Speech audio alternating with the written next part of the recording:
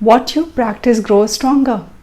We know this now with neuroplasticity, where the brain creates new pathways with our new and repeated set of actions and the change in behavior that we want to see in our life. Our repeated experiences shape our brain. We can actually shape and strengthen our connections based on repeated practice.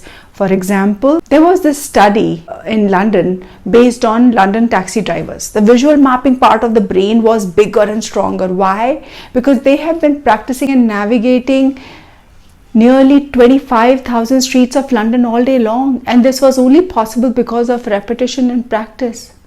So when you look at the brains of the meditators, the areas related to attention, learning, compassion grows bigger and stronger.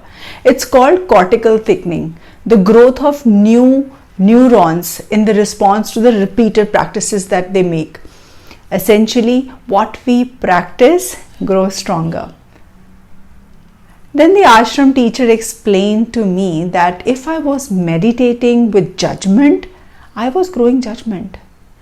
When I was meditating with frustration, I was growing frustration. She helped me understand that mindfulness isn't about paying attention.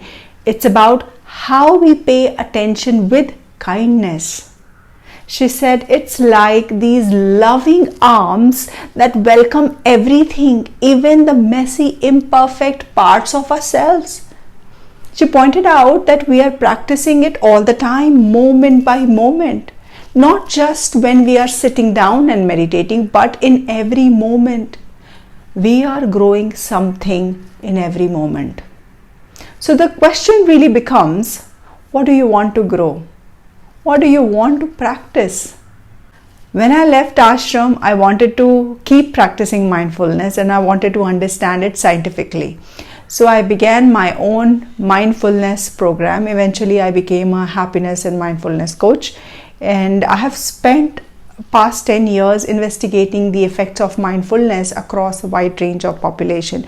With all my sessions and the data collected, I realized two key things. Number one, mindfulness works and it's good for you. It strengthens our immune functioning, decreases stress, decreases cortisol, and it helps us sleep better.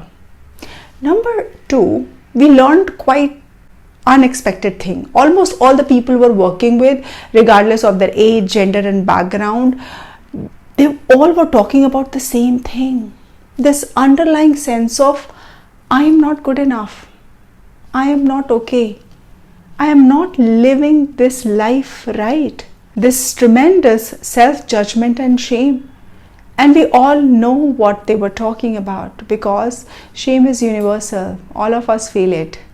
And worse, we have this mistaken belief that if we shame ourselves, if we beat ourselves up, we will somehow improve. And yet, shame doesn't work. Shame never works. It cannot work. Literally, physiologically, it can't work because when we feel shame, the center of our brains that have to do with the growth and learning shut down. What happens is the amygdala triggers certain hormones to flood in our system, shutting down the learning centers. When we feel shame, we want to avoid it. So we hide from others. In fact, these parts need more attention. It's just too painful to look at them. That's why we keep pushing it away or we keep avoiding it. So what's the alternative? Kind attention. I'll see you in my next video.